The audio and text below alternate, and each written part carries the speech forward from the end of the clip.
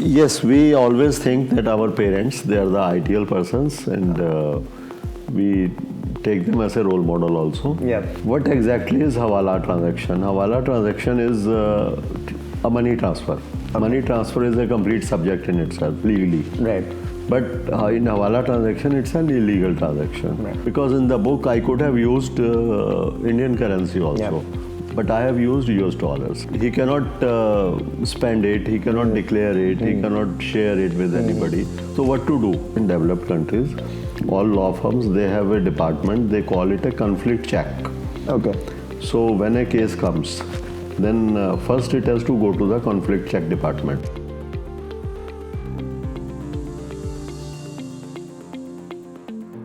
Hello, book nerds. Welcome to the Booknerds Podcast. We are back with season 2, bigger, better, smarter.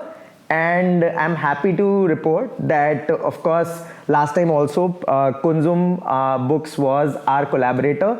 And this time as well, we are shooting there. They are our collaborators, venue partners, and bookstore partners, as well as JiViSa, who is our wellness partner. And they make amazing products that come from the Himalayas. So check them out.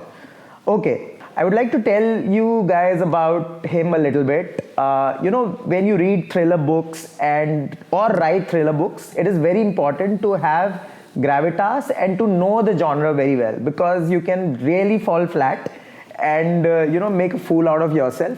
But if you have a pedigree like the author that is here with us today, then it all becomes so easy, because you have experienced most of these things in your career, and then now penning it down.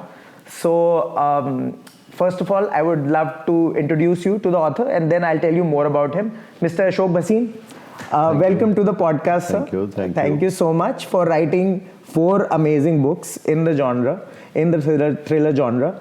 Of course, Mr. Bhasin has been born and brought up, if I'm not wrong, in Delhi. That's right. Studied in Delhi at the Hindu, and of course learnt the props of his profession, and in the custom and excise department. He was there for a while, and in late 90s you chose to go by yourself and kind of pursue becoming a lawyer, and became one, and a very good one at that. You received the President of India award. I was amazed by that. Congratulations, sir.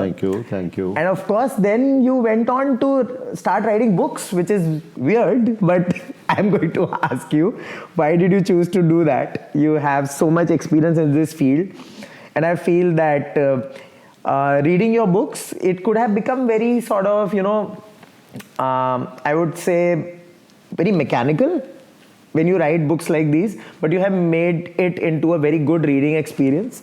So the book at hand today, which we have, is Her Secret, and I've read it a couple of months back, and we talked initially also, in an online session about this book.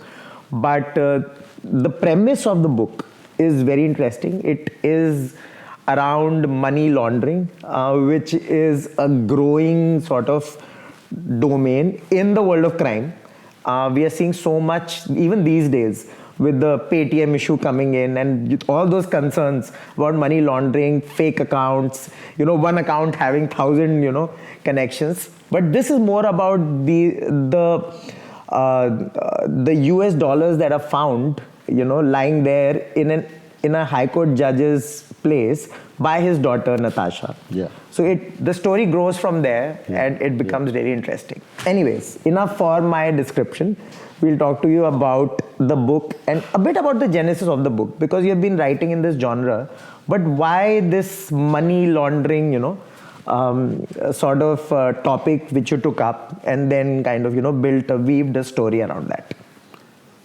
You see, I have been practicing as an advocate, and I have seen the corruption at judiciary level also. And you just imagine that a girl who feels that her father is a very honest person, and even all of the society and other people feel that her father is an honest person. And one fine morning, after the retirement of her father, when she visits, after the death of her father, when she visits his place, and she started looking for the goods, she found that there were $3 million in the bed. Wow. Now I would say that not only Natasha, anybody in that position who get a shock first. More than a shock. More than a shock, because it's a question of the reputation of his or her father. Yeah. And then not only shock, then it's a surprise, then it's a scariness also. Yes. So all things, it's a mixed feeling. Yep. So I would say that anybody placing himself or herself in the position of Natasha would have the same sort of feeling. Right. That now what to do. Right. So that is the, I think, first chapter or the second chapter, and thereafter the story goes on. Yep. That how she has to do it with it. Right. And she is an educated person. Yep. She is a dominant person. She is she knows the complexities of the laws also. And she till that time she was I would say an honest person, doing her job just quietly, in a quiet manner. And this sudden recovery of money from her father's bedroom started changing her life, her views towards the society.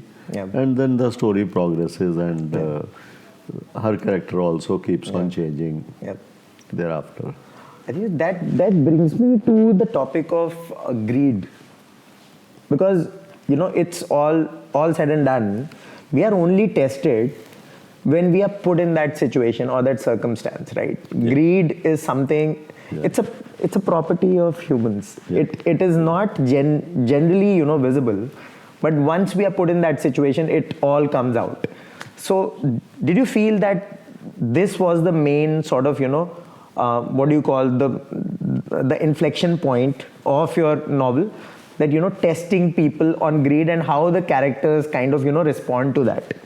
Because even in daily life we see that whenever there is a question of greed, people change, their responses change.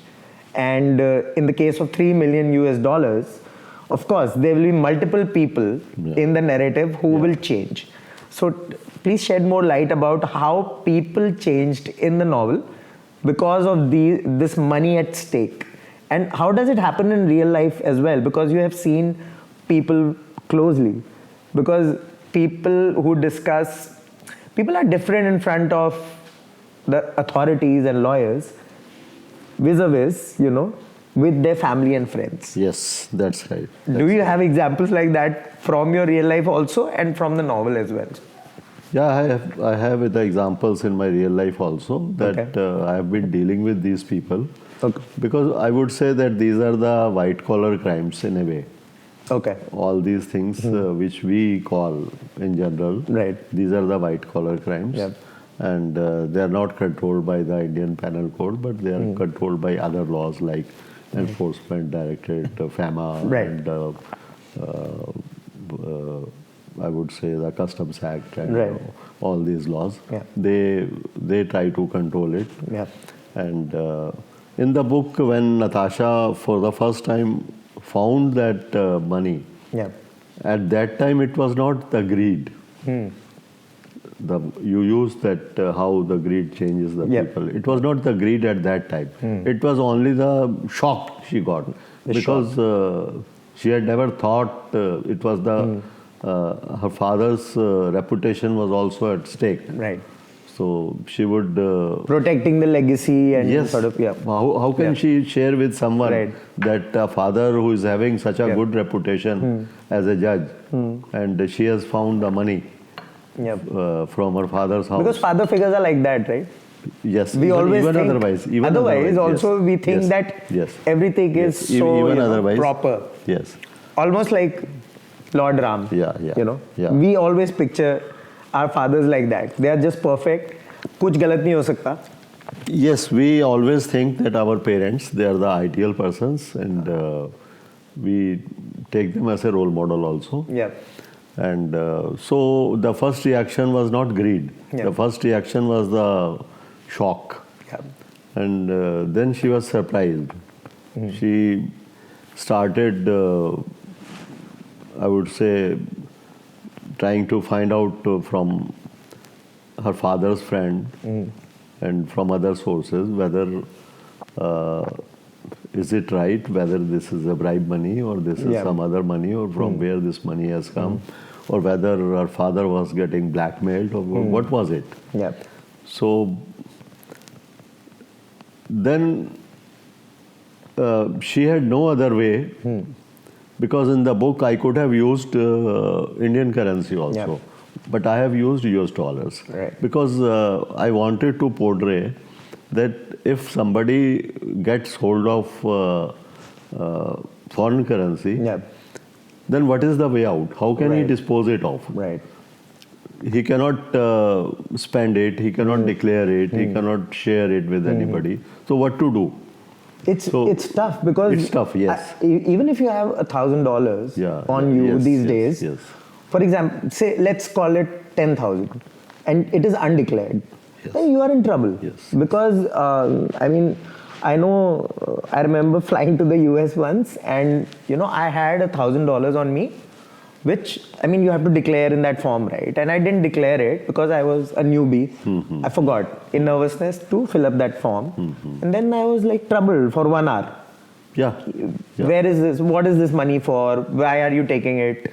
And etc. etc. So this kind of money, it must be like in a real life scenario, how do people kind of deal with it? I know that you have mentioned so much about Hawala networks and everything. I'll come to that. Yes, later perhaps.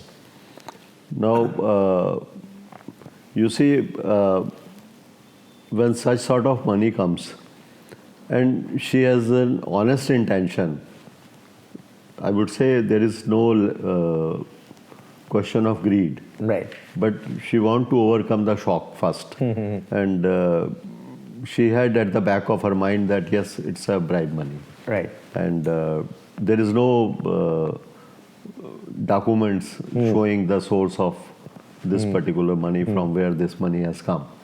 And she is all alone. And to be honest, she want to declare it to some agency, to where should she go and declare the money and tell them that, yes, this is the money I have found at my house. So what will be the consequences of that? So then she thought over that, and she was aware that it would be very difficult, because everybody will ask the source of money. Right. The source of money was not there. So then she thought that, yes, I should use some Hawala operator or do something. And once that angle comes into picture, there was a gradual development of greed also. Right. Which keeps on increasing till the end of the novel. I guess the more you spend time with that kind of money, it increases. I mean, if it comes and goes, then it's fine. But if that kind of money stays with you, then it is the devil, right? It's really the devil. It's a devil, So, we talked about the Hawala networks, and I know we have spoken about it in an online session as well. But this Hawala network, easier said than done. It's all very grey, the area. How does the government keep a tab on this, first of all? And post sort of this recent, digitization of everything and digitalization of most services, how does this industry, it's an entire industry. Yes, it's an entire. So how does it work now, according to you? How does it escape the authorities? And what were the elements that you wanted to show in the book? That we would love to know about that. What exactly is Hawala transaction? Hawala transaction is a money transfer. Money transfer is a complete subject in itself, legally. Right. But in Hawala transaction, it's an illegal transaction. Right. So money moves two ways. Okay. One, it goes from India Okay. outside to some other country, and one way is money coming from outside India Right. to India, somewhere for investment here. Right. So in my book, it was the first instance that the money was to go out of India. Right. And for that, she was to take the help of Hawala operator. Okay. Now, Hawala is something, it's, I would say, an Urdu or an Arabian word, but it's common throughout the world. Right. So everybody understands. Everybody understands what does it mean.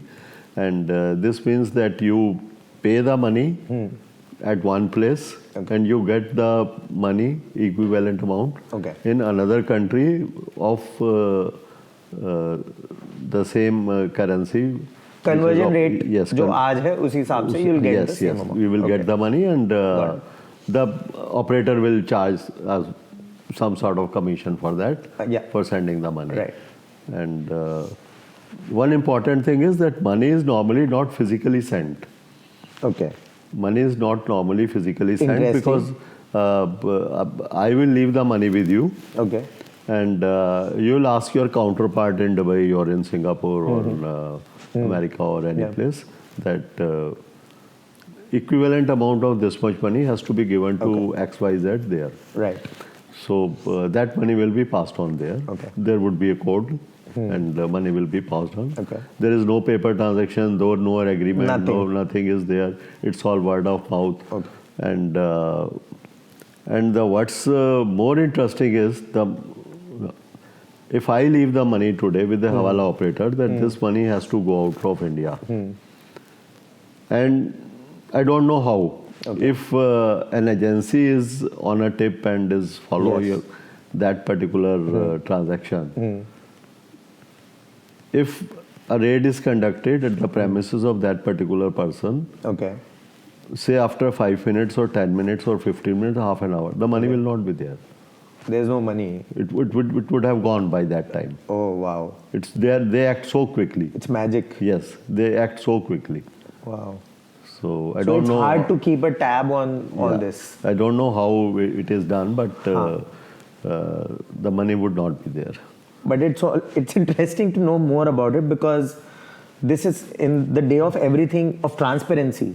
For example, because everything is so transparent, we feel that everything is transparent. Then this kind of thing is going on still. I mean, it was way worse in the 90s and maybe earlier. I would say that because everything was very grey.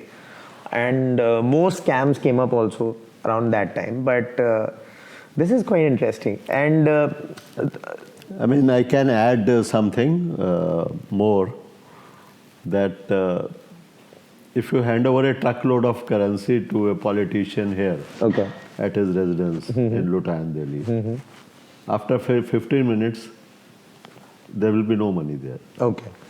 It's a hard fact. Okay. So it works like that. It works like that. Okay. Got the idea. So that is how fast and that's how fast and efficient the system this is, and it's all word of mouth. It's trust, complete trust. Yeah. And they never betray the trust. Okay. That is also there. And I think it's a mutually beneficial relationship, so they will never betray. But then another, this was not there earlier, but of late the money coming from outside India has also become a common thing. Because in that case, money doesn't come this way. The money comes through. You can say the money laundering is there. There will be fake companies created outside India. Got the idea. The money will be put in that. And I've heard of that before. Then the investment will be made in Indian company here. It sounds so familiar. Yes. I mean, we won't name them. There are Panama Papers and all these things. So many. There. So many are there. Countless. So that is the... that is a new way. New way, yeah. So I mentioned the case that's going on, dormant accounts, all these things are so dangerous. That's why RBI flags all these things. Yes. It's very good. I feel that they have kind of put the nail in the coffin. Yes, That's and a good thing. I can tell you one more thing, that smuggling of gold, for example, is banned. Yeah. People think it's the custom law which has issued a notification or which has prohibited it, that the gold cannot come to India.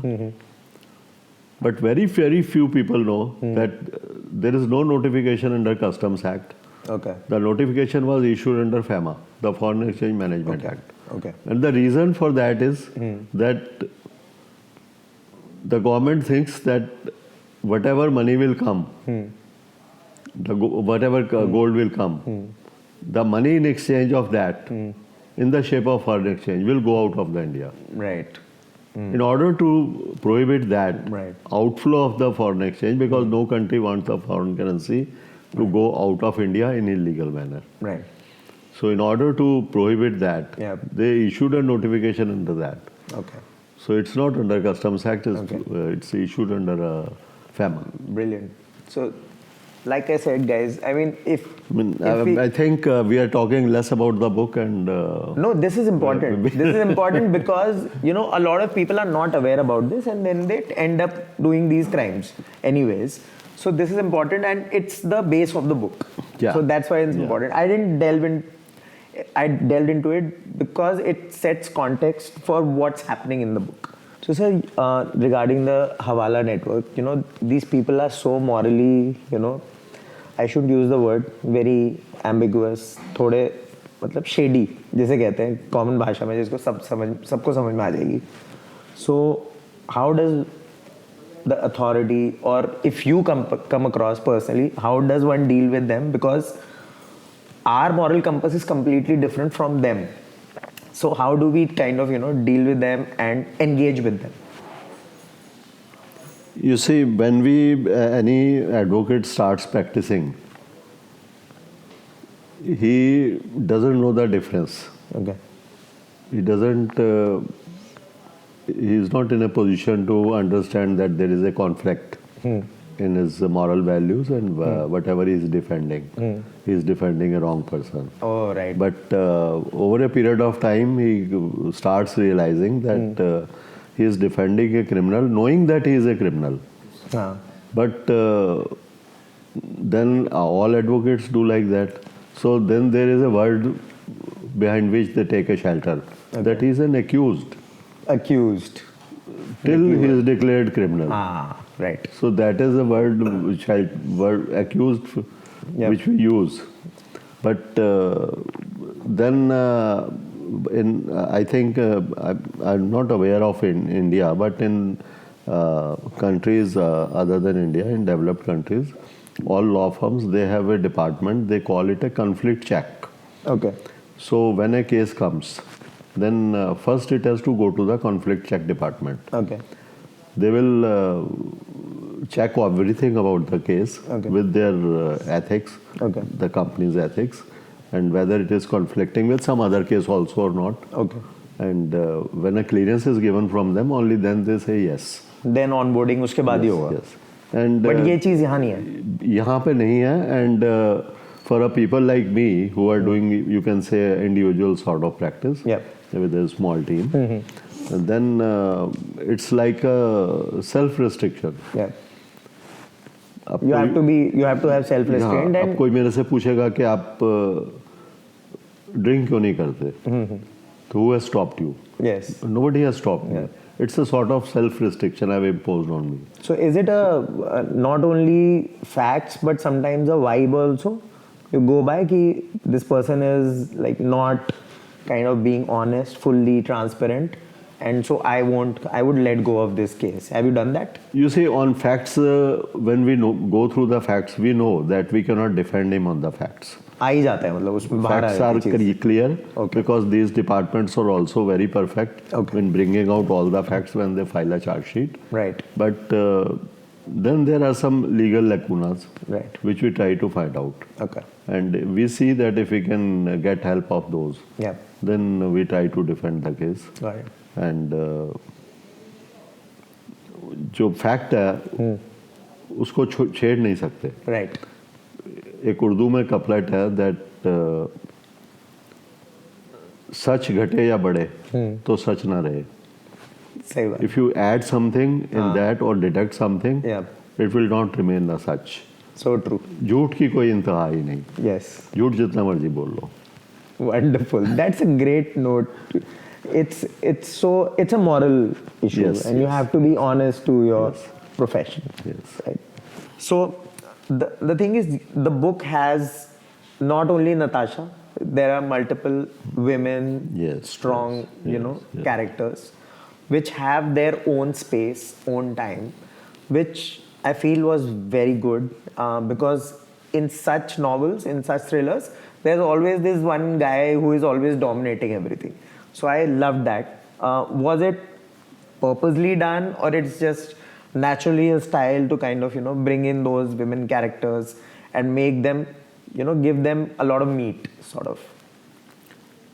I think in my this is my fourth book. Yep. In my earlier 3 books also, it was the female character which was dominating. Okay. And it was not gold. There was a young lawyer, Anita, and she was dominating the whole book. Yep. And in another book, Stupid Lawyer, there was a justice, a female justice.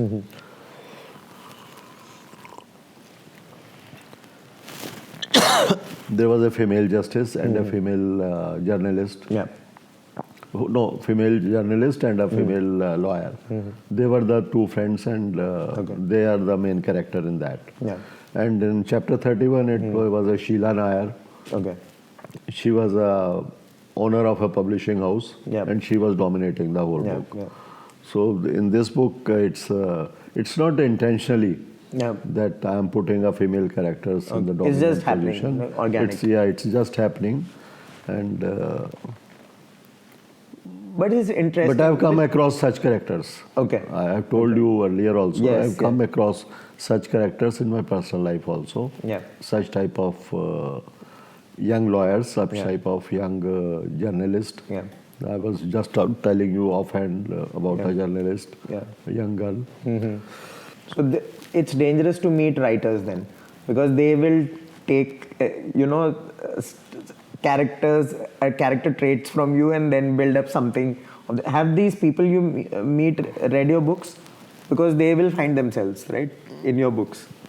No, they are not actual characters. I would not say they are actual characters. Just taken. Yeah, they are not. I would not say, but they are my personal experiences. That yes, these sort of people. Because if I would say that I have met such type of judge, I would be wrong saying that. Right. Yeah. But I know that such judge exists. Right. So Cool. I understand. I get the point.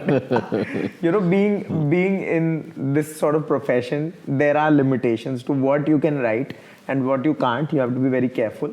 But I feel that you have written a lot and without naming names, so that's cool. With Ameya also, that's a very interesting character in the book. Yes, and, very interesting character. So, because again, she is, it's a very important part, integral part of the book. So, a little bit about her, and of course, we can't reveal too much because it's a thriller, and we shouldn't. But people have to read the book and know why she's so important. But a little bit about her, what is her journey, and In all these investigating agencies, what I have observed is that the women are more in a commanding position. Okay. They With are, the ED yes, as well. Yes. Okay. And they have less interaction with the grey trade people. Okay. And they can be, one can say they can be dependent. Okay. And they can be relied upon. Okay. So I have seen such female officers investigating the matter. They can keep a distance from Yes, certainly. the sort of perpetrators. Yes. So it's easier for them to sort It of. is easier for them and to control the staff also and Yeah. to do the investigation properly. Yeah. Okay. Because if there is a male, I'm not generalizing, Yeah. but if there Just is your a- observation, yes, it's totally yes, fine. if there is a male investigator, then there is all possibilities. If you have seen in Netflix or different thrillers also, And there is a possibility that will become, you can say, double asset. Yeah. They use the word double asset. Double asset. Yes. Can He you will- define it? Double Because asset means most he people is won't know. working for the department also, and he is working for those people also. Oh, okay. Double agent. Yeah, double Like this. agent. They people use the word double assets. Double assets. Yeah. Okay. So That's dangerous. that's dangerous, yes. But it is there. So the government must be kind of keeping a tab on It these is there, people, and right? in investigating agencies, particularly in international investigation, in all intelligence agencies, Okay. it's very common. Having a double asset is very common. Okay. Yeah. Yeah, that's crazy because I mean I have not met many people from the ED. Only one guy who used to play tennis with me, and he was a very quiet sort of chap. Never used to talk, and even whenever he used to talk, right? So he used to talk about what do you call things that really make no sense. I mean, he just stupid things. Maybe he was just throwing me off so that I don't ask him about his profession or something, right? Then one fine day he meets me and he says, "This is my friend," and we both are in the ED because everybody is afraid. There is a sense of कि इनसे बच के रहना है मतलब वैसा थोड़ा सा है मतलब just like maybe not with other authorities but with ED it's like that because they are more secretive and they have to be more secretive and that makes sense. So when people are getting recruited to this process, the agency, there must be a great sort of screening to this because this is such a job where there has to be super integrity, just like the army. And so, do you have any encounters with that, or what are your opinions about that? I think I have not seen any special training being given to them regarding this. But over a period of time, when they join the department and start working, then I told you once that. There is one good thing about these departments that if there is an information given, even from a lowest person, then start right from bottom to top. Okay. Everybody will be bent upon that this case has to be built up. Okay. They will never try, even if some pressure is there or something. Okay. Then it is there that the case has to be built up. So this type of work culture is there in all these agencies. But that should be adopted by all corporates and all organizations because sometimes somebody down in the pedigree or sort of hierarchy doesn't get the attention. And a small tip is sometimes ignored or small intelligence is sometimes ignored. But this is very different because here the person at the end of the hierarchy is being given due importance and then they are building up on that. Yes. Now in this case, we were talking about Ameya. Yeah. Ameya is part of that chain. Yes. And she is a joint director. Yeah. And joint director would be the top person? Or? No, the top person is the director general. Then there is additional director general and then there are joint directors, different joint directors working. Okay. And they have the jurisdiction also. Okay. And now, in this book, the Ameya Mohite was not taking the interest in the beginning for the simple reason that she thought that this would be a bogus information because normally this amount is never sent like this. Yes. I had written in the book also because I told you that in Hawala operations, the money is given here and the equivalent amount is taken over at the other place. But here the money was being physically transferred. Which is again, could be bogus. Yes. So who would be so stupid to do and this? now these days when there are a number of other methods, that why would a person do like this? So she had not taken the interest. And when the team went, then it was almost found to be bogus. Okay. She said, yes, I told you that this will happen. This will happen. And the airport thing you're talking about. Yeah. So it was only at the part 3 of the book I mean, if we'll tell more, it will No, we shouldn't. Spoil the things. Yeah, but if we'll come to the part 3, Yeah. it is from there the Ameya Mohite starts taking the interest. Yes. Because she became sure Yeah. at that stage. That something fishy is there. Something fishy is there, and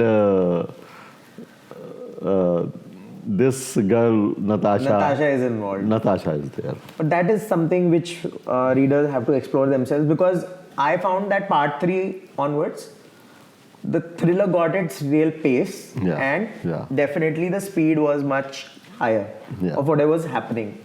Part 1, of course, was a build-up, and part 2 it was consolidation, and part 3 again it was the perfect sort of thriller speed. Yes, that is what I had written, and the lady who had edited the book, she had told me that when she had edited it completely, I just asked her, how did she like the book? She said, in the middle of the book somewhere I thought that the Natasha has lost herself. But then at the end I found that she has redeemed completely. That's always good. Yeah. For a protagonist. To not be the hero all the time. Yeah. So that's a good thing. Cool. Okay. What else? I really wanted to ask you about the adaptation part of this, because it's very important. Thrillers are getting adapted a lot. And this is like meant for adaptation, because this is so visual, I can see that this can happen on screen, and it's so easy. I mean, you feel like the characters are like those characters which you meet daily. Yeah, totally. And some who are very intriguing, whom we don't meet easily, like Ameya, because we don't have access to ED people, only on Netflix perhaps. So that is the intriguing part for me, because this can be a very interesting sort of universe, so as to say, because both characters are very important and very interesting, very intriguing, because it's not all black and white. So that's what interested me. So are you making active efforts to kind of get this on screen? What's happening there on that front? Can you reveal something? No, the rights of this book have already been taken for adaptation into a web series. Okay, got it. And congratulations. Yeah, thank you. Yeah. And because its contract is confidential, I cannot tell you more that when they are going to do it and which characters they are taking it. But yes, what is important is that these two characters, Natasha and Ameya, they will be carrying the whole web series on their shoulders. The two pillars. Makes sense. Yes. Makes sense. Because everybody else is also kind of the supporting cast, I feel. They were trying to introduce few more characters. But since I was in the loop, I told them that this will be spoiling the story, the crux of the story. Cool. So they agreed. So you have control over the screenplay and sort of screenwriting as well. Inputs. Yes, I think the girl who is doing the screenwriting, she was in touch with me. Okay. She has written about 12 episodes.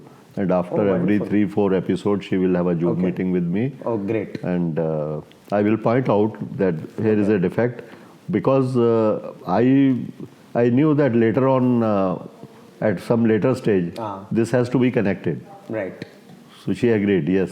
Because that world is in your head, so you will be a better judge. Yes. And I think so that's a great way of collaboration. We're looking forward to the series and perhaps a later part to this, sequel to this as well. Thank you so much, sir, for this conversation. You were very candid, even more candid than before. So thank you so much for that. Thank you. And we would love to thank you for writing this book. Guys, you can check this book out on Amazon, and leave your review. Of course, you will find this book very soon on screens as well. But comparison के लिए, books to screen करने के लिए पहले book को पढ़ो. Leave a review and let sir know also. His website is there, authorashokbhasin.com.